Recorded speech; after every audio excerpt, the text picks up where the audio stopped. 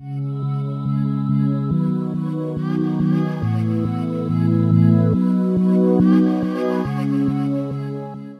à tous, donc je suis aujourd'hui en compagnie de Jacob Stitch Duran. Thank you very much, Jacob, for this interview. Oh no, thank you very much. It's great being here with you, John. So Jacob, you are the famous Cutman of the UFC. When did you start doing this, this career? Well, I started like 30 years ago. I had my own school of kickboxing, and then from there I went into boxing, and then I moved to Las Vegas 19 years ago, and I knew Dana White were training fighters, not making no money, right? And I'm working at K1 at the Bellagio, and I see Dana. Hadn't seen him for maybe a year, and he asked me for my card. The next day he calls and says, "Hey, look, we bought the UFC. You want to be a Cutman?" And took me 1 second to say yes, and it changed my whole life. Did you need a special formation, to know how to take care of the fighters? That's a good question, Jean-Baptiste, because I get emails all the time. They see what I do, right? And they want to be a Cutman. I get doctors and paramedics and nurses and EMT guys and just people like you. I want to be a Cutman. They see what I do, but I said, look, to be a good Cutman, here's what you have to do. You have to spend hours, days, and weeks, and months, and years in the gym being a fighter first, and then understanding what it's like to be a fighter. And then you learn your trade. You learn to wrap hands. You learn to work corners, and then you learn to work cuts as you go. But I've been doing this for 30 years, and people think they see what I do, and I guess maybe it looks easy, but it's a long process that took me a lot of years to master. So today I'm very lucky because I will got my hand wrapped by Jacob. So you'll see how we can prepare it. So yeah, let's do it. Whenever you're ready, man. And then if you want to ask me questions as I'm wrapping your hands, and let's just communicate and let's have fun. Perfect. So let's start. All right. So, the wrap that I'm giving you, Jean-Baptiste, will be the MMA wrap, since we're, into the MMA world right now with the UFC. People ask me, what's the difference between boxing and MMA? Well, it's the same technique with the tape, but we just don't put that much more padding on the knuckles in an MMA fight because the gloves are a lot smaller. All right. So, but my job is to protect the fighter. And the things that we look at is we protect the knuckles, the metacarpals, the wrist, the thumb. Those are the areas that get injured more, and I'm pretty good at protecting fighters' hands. And how long does it take to do it? It takes me 7 minutes. It takes some guys like 30 minutes. So we'll communicate and let's talk as we go, and let's have some fun. All right. So okay, let's go. So first thing I always ask a fighter: any problems with your hands, Jean-Baptiste? They feeling okay? Yeah, I think I'm feeling okay right now. You look like a fighter, man. Yeah, but just keep your hands wide open. All right. Question? Take a look at my fingers. I have like the joints. It's like a little here. Well, from here on down, I'm not too concerned with. It's from the knuckles back that I'm concerned with. Yeah. Okay, good. So that's your problem right there, brother. All right. All right. Just keep your hand wide open. And the reason you keep your hand wide open is so that the gauze doesn't get too tight. Mm-hmm. And but 1, 2, 3, protect the wrist, and then you go over the knuckles, and then here's how I'll give you a little extra padding. All right. Okay. 1, 2, 5. So we can see that you're masterizing your everything. Oh, I've done it. When I was in Japan, Gomi asked me, he says, Stitch-san, says, how many hands have you wrapped? I said, well, Gomi, maybe 5,000. You're 5,001. So I think right now you're like 5,785. So I've done a lot of hands, Jean-Baptiste, and and it's nice to do your hands. That way you could tell your viewers what it feels like to, this what a fighter goes through right before he goes into a fight. So you get to know the feeling, the adrenaline that rushes, and because like Frank Mir says, when I see Stitch walk into the dressing room, my stomach drops because I know it's time to fight. Because this is the first step for a fighter getting ready to go to battle. Yeah, for sure. And what happens during this time with the fighter? Are you talking, about the fight or any other subject? Yeah, both of them actually. My job, and that's why it's important to be in the gym and to understand the mentality of a fighter, because it's a very nerve-wracking position right here. And what I like to do is I like to make the fighters laugh and smile and joke around. And but that's the thing, is for that moment when he's getting ready to go to battle, my job is to distract him. and get him out of that mentality and give him some confidence. And, you know, I think once you see when we finish, you'll understand that, you know, your confidence level just went up, you know, and that's my job, and that's where psychology is a major part of what I do. Who do you like to love with, you know, a fighter, a special fighter that you like to, you know, have a good time wrapping their hands? And you know, Jean-Baptiste, I've been very blessed. There's hundreds of them. You know, I can't say one fighter or two fighters, but it's very common for these fighters, the big fighters, the champions, that give me a hug and give me a kiss and tell me thank you. But to me, they're like my children. Yeah. You know, and people say, well, who's going to win this fight? Is it going to be him or him? I say, you know what? I don't care. My job, that's like saying, you know, I have two children. Who do I love more? Do I love this son or this son? You know, they're like my children, and whoever I work with, my job is to give them every chance to win a fight. Very simple. So, luck. And how it happens? You know, the fighters choose you to wrap their hands, or? Yeah, you know, a lot of the A-level fighters, the top fighters, for the most part, I'll wrap them all. You know, okay. But as you come up, everybody wants me. There's usually 4 or 5 Cutmen in the UFC show one night, and then our coordinator at the weigh-ins will ask the fighter, "Do you want one of our guys to wrap your hands, or do you want your trainer?" But 90% of the time, they want us to wrap them. 90% out of that time, they want me to wrap them, right? And I can't do them all, so they'll give me the top guys. And then if I got 5 guys to wrap in one night, I'll do 8 guys, because it's tough when you come and say, "Stitch, can you wrap my hands?" It's tough for me to say, "No, Jean-Baptiste, I can't do it. I don't have time." But I make time, and I think that's very important. Yeah, I understand. And one question: who has the biggest hand in the UFC? No doubt Brock Lesnar. You know, people were talking about Shane Carwin and all that, but Brock Lesnar had, his gloves were 4X, giant gloves. They're about this wide. Look like a big pancake. Yeah, it's crazy. Yeah. And what about girls? Is it different to wrap hands for girls? No, you know, the girls are the same. It's just that you don't use as much gauze, you know, because their hands are a lot smaller. And that's a good thing about wrapping a hand, and that's a good question, because every fighter is different. So you have to understand the fighter, his mentality, his hand structure. Like the women, their hands aren't as big, so you don't use as much gauze, because too much is as bad as not enough. So you got to find that medium right there where it's going to make you comfortable. And that's the bottom line, to make you comfortable and to protect your hands. I think you have your story with Brock Lesnar with his 4X gloves, right? Oh, yeah, I told you about that last night, but I'll tell the viewers. I thought it was pretty awesome. You know, I love Brock. He's a good guy, just a big man, right? So I wrap his hands, and then we only have 2 pair of 4X gloves, right? So I'm putting them on him, and they rip, just like the Hulk. You know, and I think, oh, shit, you know, what's up, you know? So Burt Watson was our coordinator. He said, "Stitch, we got to do something, because we only have 1 more pair of gloves, you know. We got to do something." So when I work with Vladimir and Vitaly Klitschko, we always put a little bit of Vaseline on their wraps and then slide the glove in. So that's what I did with Brock Lesnar, and they fit. So what did I do with a glove that's ripped? I had them autograph it for me. So I have it at the house, you know. Nice. And when people come over and I tell them that story, I bring out a regular UFC glove, and then I bring out the Brock Lesnar glove, and it's like this, you know. Yeah. It's a big difference, you know. But he really appreciated that, and you know, we've been friends. And once again, he's, you know, one of the guys that I had a lot of pleasures working with. What happened during the rounds? You know, when do you take care of the fighters? Well, you know, my job is I go in whenever there's damage being done to a fighter, whether he starts swelling up, whether he starts, you know, he gets a cut or something like that.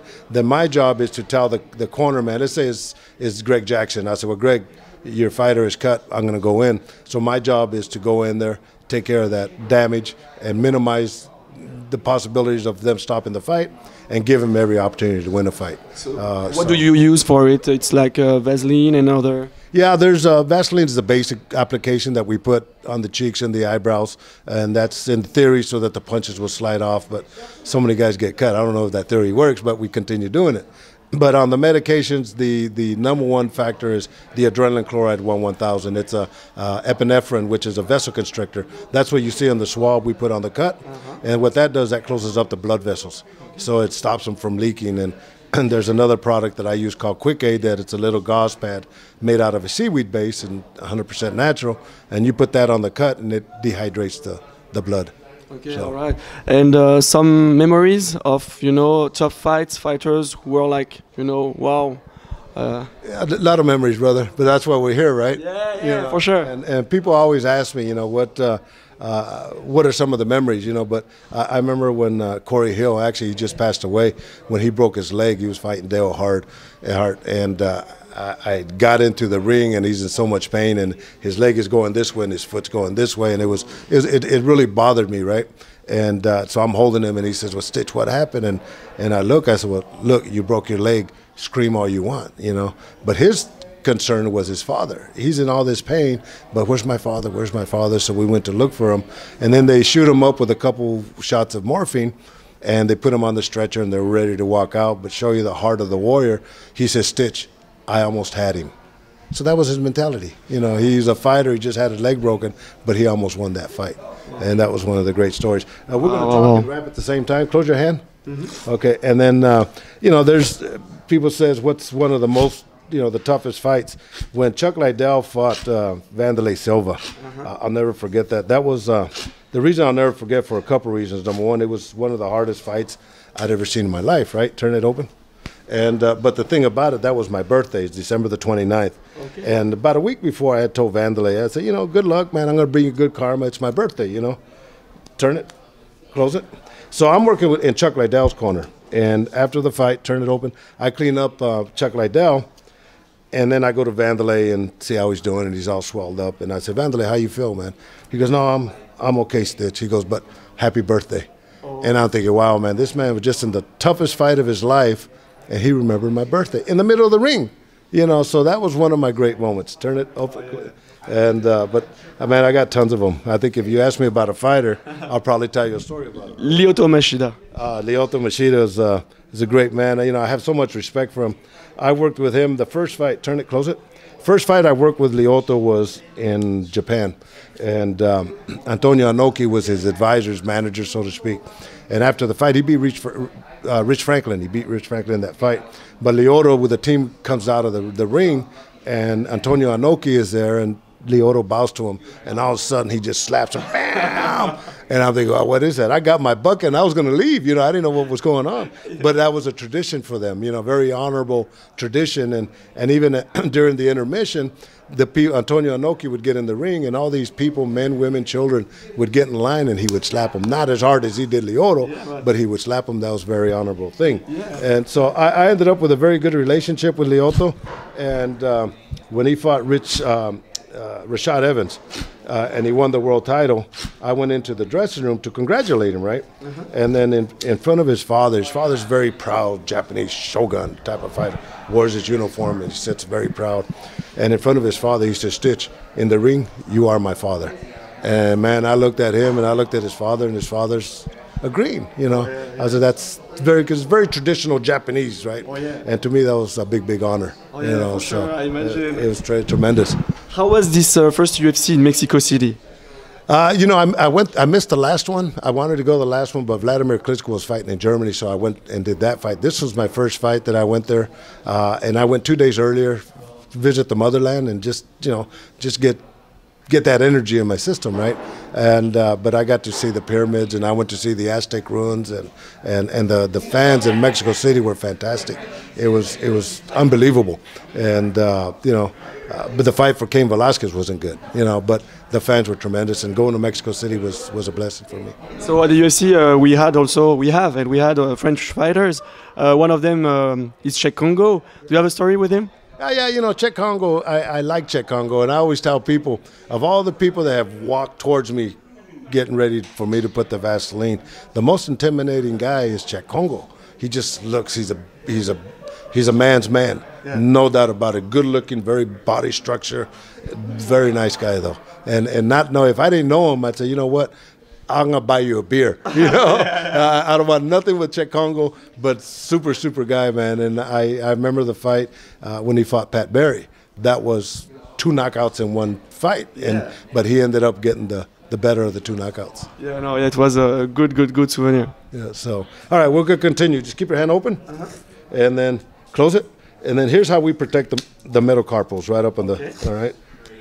Just keep it close. Did your you know, your technique evolved during the time?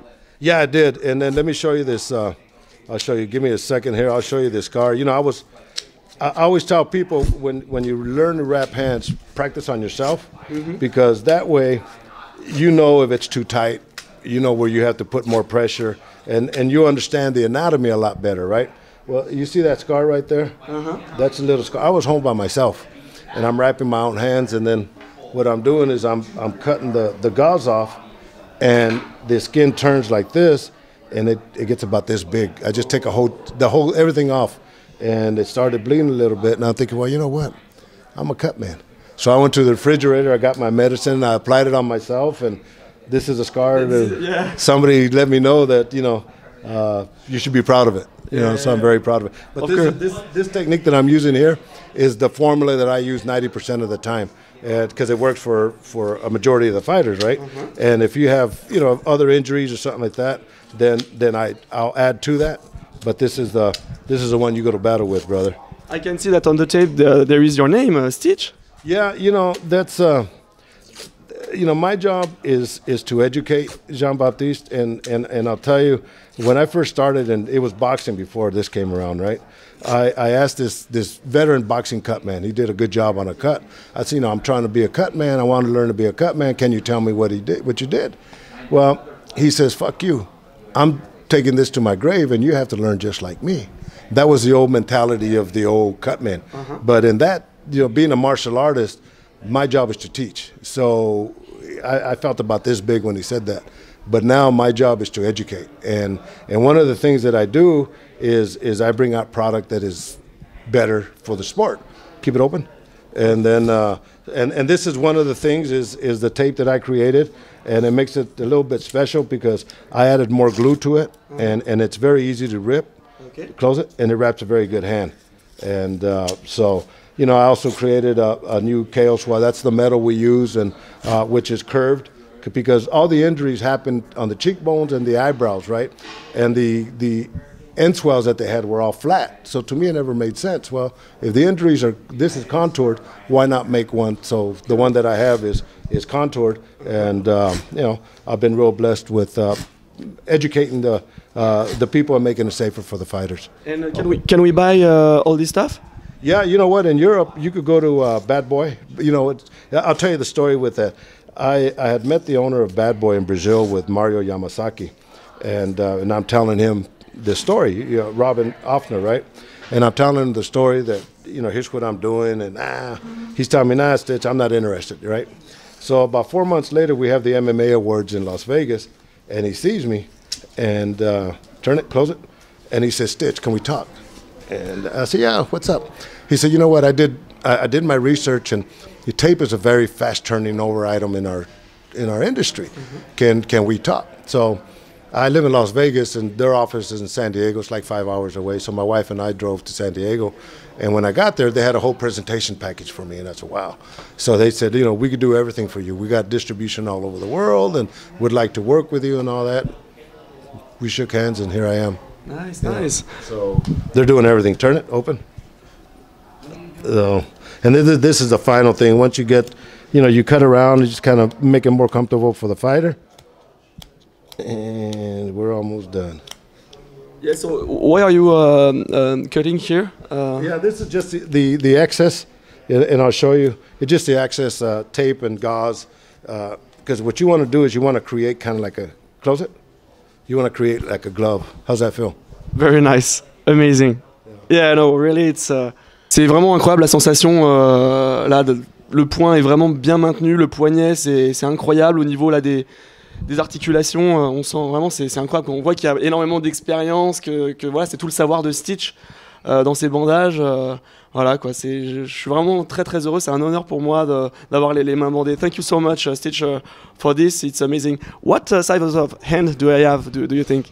Yeah, average hands actually, believe it or not. You know, you're 160 pounder, 175 pounder, same size hand. Very good hands though, very easy to wrap.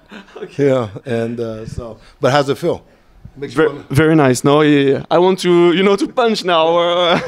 Yeah, Forrest Griffith said it best. He goes, stitch wrapping my hands, it feels so good I want to punch my mother. You know? Yeah. So that's a good compliment, right? Yeah. No, it's amazing. One last question, Stitch. I think you've been in France, no? You've been in France already, no? Oh God, France was, of all the places I've been throughout the world, I love France. You know, I used to go there many times with Fabrice DOJJO. And I went there as his trainer, so I would spend 6 weeks in Lyon all the time. But I've been to Marseille, I've been to Lyon, I've been to Paris, and I went to Cannes. I took my wife to Cannes, and we had a big fight there, and it was tremendous. But the French people, they would always ask me, "Oh, Steve, are you on holiday?"